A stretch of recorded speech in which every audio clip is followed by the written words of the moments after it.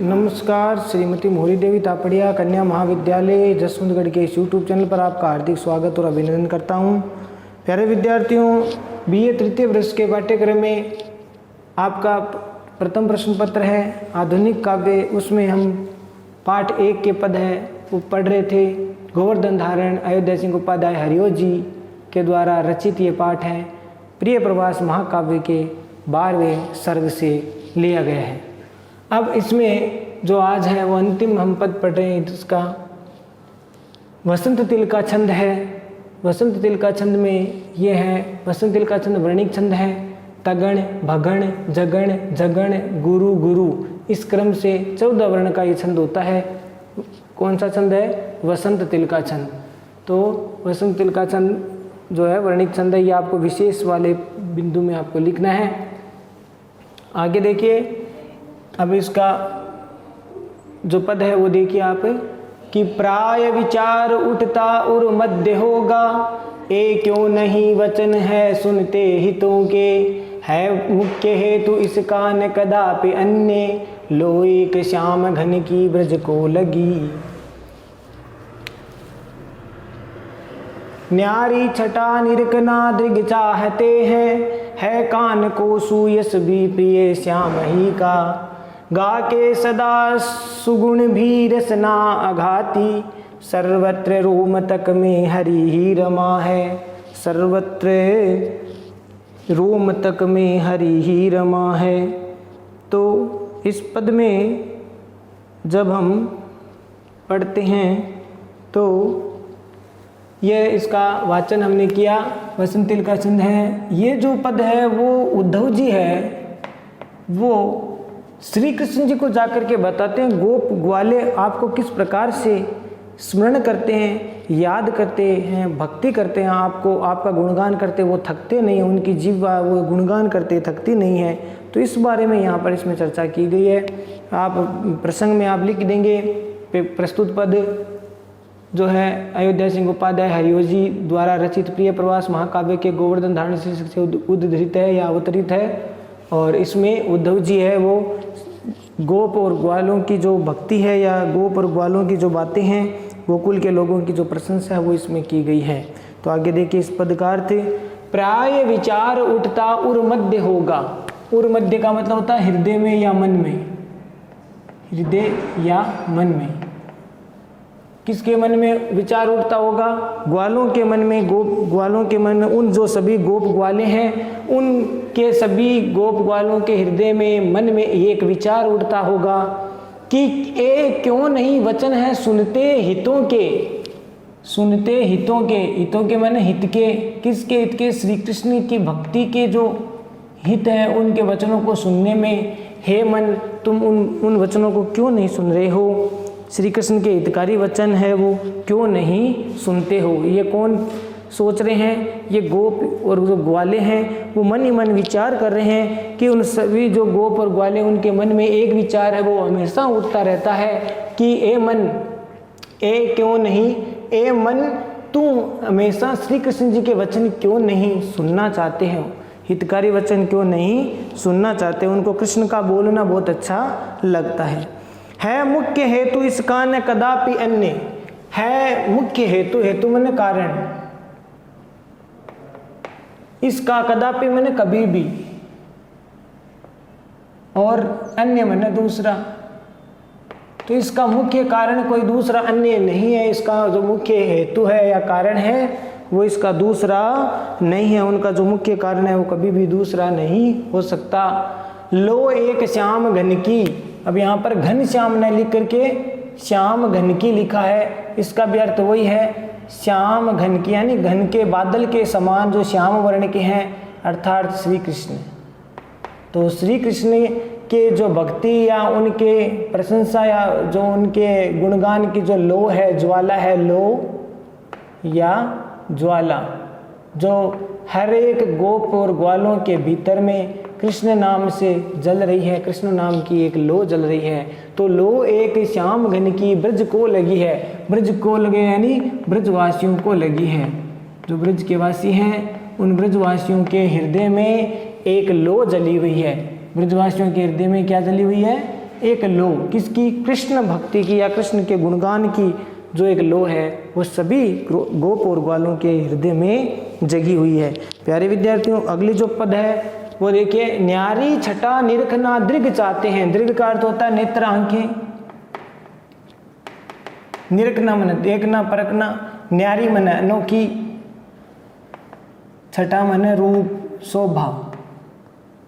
तो जो श्री कृष्ण की अनोखी छटा है, श्री कृष्ण के रूप सौंदर्य की जो अनोखी छटा है, उसको हरेक गोप ग्वालों के नेत्र हैं, आंखें हैं, वो क्या करना चाहते हैं, देखना चाहते हैं, निरखना चाहते हैं। वो श्री कृष्ण के रूप सौंदर्य को देख करके अपने नेत्रों को कृतार्थ मानते हैं। ठीक है, तो इस प्रकार का भाव यहाँ इस पद में, इस पंक्ति में व्यक्त हुआ है कि वहाँ के गोप और ग्वाले हैं वो श्री कृष्ण के रूप सौंदर्य को, उनकी रूप छटा को, अनोखी रूप छटा को देख करके अपने नेत्रों को क्या मानते हैं, धन्य मानते हैं। इस प्रकार का भाव इसमें व्यक्त हुआ है। आगे है, कान को सुयस भी प्रिय श्याम का ही। गोप और ग्वाले, उद्धव जी कह रहे हैं कि इन गोप और ग्वालों को हमेशा उनके जो कान है वो भी सुयस मने अच्छा यश, कीर्ति, वो ही सुनना चाहते हैं। प्रिय है श्याम का, यानी श्री कृष्ण का यश ही उनके कान है, वो सुनना चाहते हैं। श्री कृष्ण का यश और कीर्ति है वो भी सुनना चाहते हैं। कौन, श्री ये गोप और ग्वाले हैं, वो उनके कान भी श्री कृष्ण जी की प्रिय यश को सुनने के लिए उतावले रहते हैं, उनको अच्छा लगता है। आगे की पंक्ति देखिए, गा के सदा सगुण सुगुण भी रसना अघाती। रसना का अर्थ होता है जीवा, जीव, ठीक है, और अघाती में थकती नहीं है। उन गोप और ग्वालों की जो जीवा है वो श्री कृष्ण के गुणों का बखान करते थकती नहीं है। उनको बहुत अच्छा लगता है कि श्री कृष्ण श्री कृष्ण श्री कृष्ण के गुणगान करते करते उनकी जीवा कभी भी थकती नहीं है, वो हमेशा श्री कृष्ण का गुणगान करते रहते हैं। तो ये कौन बता रहे हैं, उद्धव जी बता रहे हैं। गा के सदा, यानी गा गा करके श्री कृष्ण के यश और कीर्ति को गोप और ग्वाले हमेशा गा गा करके गुणगान करते रहते हैं, फिर भी उनकी जीभ है, उनकी जीभ है वो थकती नहीं है। सर्वत्र रोम तक हरि ही रमा है, और उनके सर्वत्र में ना सभी या सारे, रोम रोम में, उन गोप और ग्वालों के रोम रोम में श्री हरि अर्थात श्री कृष्ण है, वो ही रमा मन रमे हुए हैं। यानी कहने का तात्पर्य यह है कि जो ब्रजवासी है उनके हृदय में और उनके मन मस्तिष्क में, रोम रोम में श्री कृष्ण ही बसे हुए हैं, रमे हुए हैं। उनके नेत्र हो, चाहे कान हो, जीवा हो या शरीर का रोम रोम हो, वो श्री कृष्ण के नाम का ही गुणगान करता रहता है। तो इस प्रकार से सर्वत्र वो उनका श्री कृष्ण का ही गुणगान है, रोम रोम है वो श्री कृष्ण की भक्ति में डूबा हुआ है। तो इस प्रकार से ये इस पद का भावार्थ हुआ। और विशेष वाले बिंदु में आप लिख देना कि इसमें उद्धव जी है वो गोप और ग्वालों की बुरी बुरी प्रशंसा कर रहे हैं, और श्री कृष्ण की भक्ति में किस प्रकार से गोप और ग्वाले डूबे हुए हैं, इसका भी बखान इसमें किया गया है। और वसंत तिल का छंद का प्रयोग किया गया है। वसंत तिल का छंद जो कि एक वर्णिक छंद है, तगण भगण जगण जगण गुरु गुरु के क्रम से 14 वर्ण का छंद है। और भाषा की बात करें तो खड़ी बोली हिंदी का प्रयोग किया गया है, और इसमें जो शब्दावली है वो तत्सम प्रधान शब्दावली का प्रयोग किया गया है। छंद की यति गति उचित है, और आपके अनुप्रास है, उपमा है, इस प्रकार के अलंकारों का प्रयोग इसमें किया गया है। तो ये आप उसमें विशेष वाले बिंदु में लिखेंगे। अब एक इनकी अयोध्या सिंह उपाध्याय हरिओ जी की जो एक कविता है, एक बूंद, एक बूंद, देखिए किस प्रकार से इसमें बताया गया है कि जो है एक बूंद है वो अपनी आत्म मंथन करती हुई कहती है, यानी स्वयं का मंथन करती है। कौन, एक बूंद, एक जल की बूंद है, वो कहाँ से निकली है, बादल से, बादलों से वर्षा के रूप में एक बूंद निकली है, और उस बूंद का क्या अस्तित्व होगा, क्या कहाँ जाकर के वो गिरेगी, इस रूप में एक बूंद है वो अपना आत्म मंथन करती है। आत्म मंथन, स्वयं का मंथन करती है, स्वयं की खोज करती है कि अब मेरा क्या होगा। तो देखिए इस बहुत सरल सी कविता है कि जो निकल कर बादलों की गोद से थी अभी एक बूंद कुछ आगे बढ़ी, सोचने फिर यहीं जी में लगी, आह क्यों घर छोड़ कर मैं यूं कड़ी। इस पंक्ति का यहाँ तक अर्थ देख लेते हैं कि जो निकल कर बादलों की गोद से एक बूंद कहती है कि मैं किस प्रकार से एक बार है वो बादलों के बीच से निकल करके, बादलों की गोद से मैं निकल करके बाहर आई।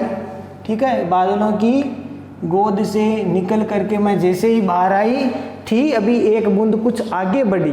जैसे ही बादल से निकली है एक बूंद उसमें से टपकी है और वो आगे बढ़ रही है, तो मन में क्या सोच रही है एक बूंद। तो देखिए, सोचने फिर यहीं जी में लगी, आह क्यों घर छोड़ करके मैं यूं कटी।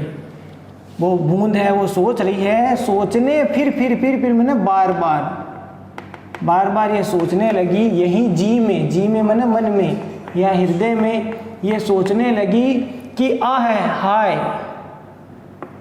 क्यों घर अपना। घर शब्द किसके लिए काम आया, घर माने घर है, लेकिन घर का अर्थ यहाँ पर किस लिए आया, बादल के रूप में।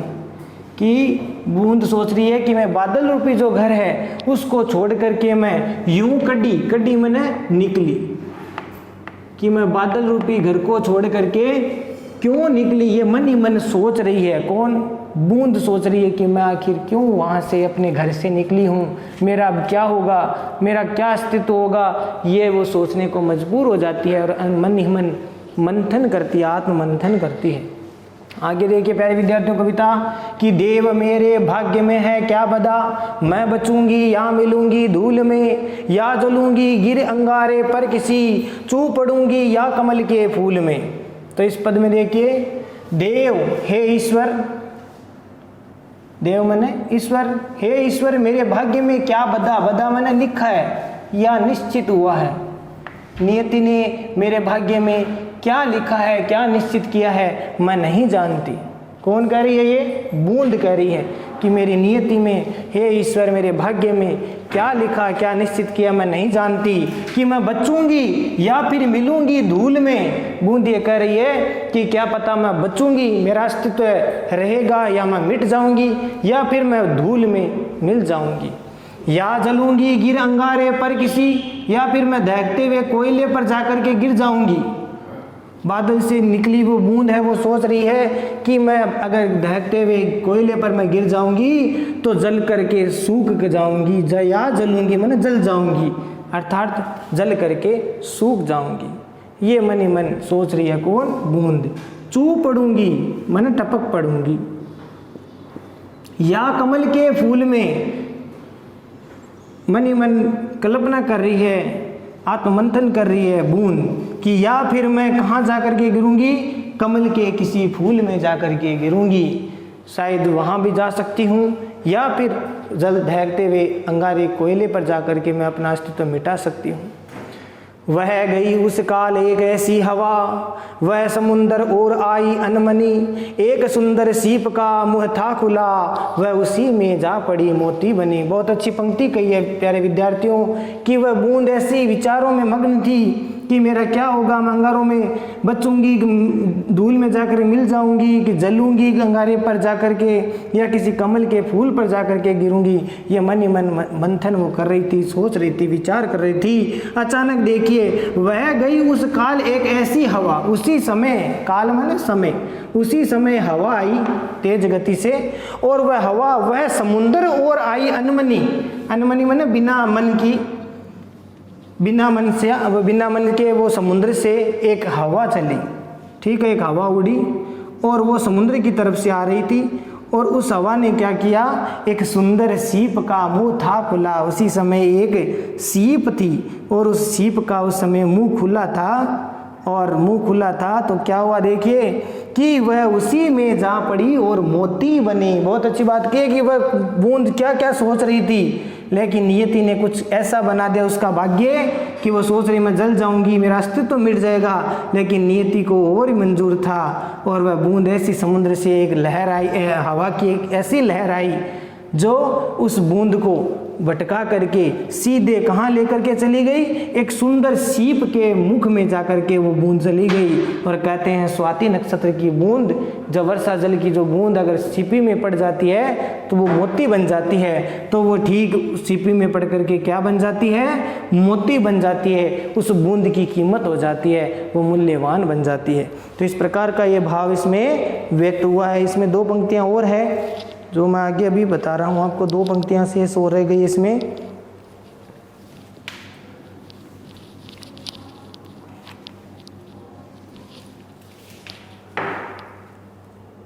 कि लोग यूं ही है झिझकते सोचते, लोग यूं ही सोचते झिझकते।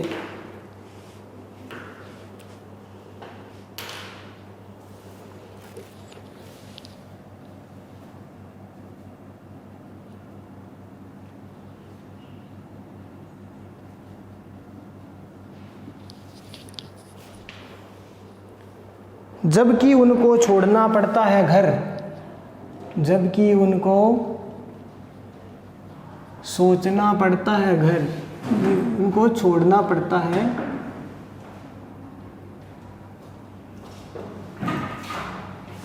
घर। और पर यूं घर का छोड़ना अक्सर उन्हें, पर यूं घर का छोड़ना उन्हें,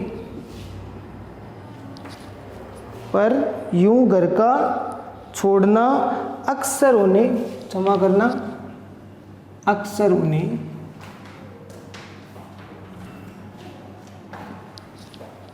क्या करता है, बूंद लो कुछ और ही कर देता है, बूंद लो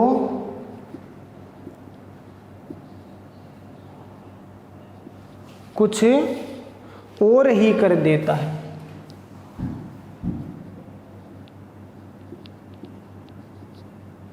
तो प्यारे विद्यार्थियों, ये आगे की पंक्तियां इसमें कि लोग यूं ही है सोचते झिझकते, जबकि उनको छोड़ना पड़ता है घर, पर यूं घर का छोड़ना अक्सर उन्हें बूंद लो कुछ और ही कर देता है, बूंद लो कुछ और ही कर देता है। तो इस पंक्तियों के अर्थ देखिए आप कि जैसे ही लोग भी इसी प्रकार से अपना घर छोड़ते हुए झिझकते हैं, संकोच करते हैं। कई बार व्यक्ति अपने कमाने के लिए बाहर जाता है, घर से संकोच करता है, अपना घर छोड़ना नहीं चाहता, अपना परिवार नहीं छोड़ना चाहता।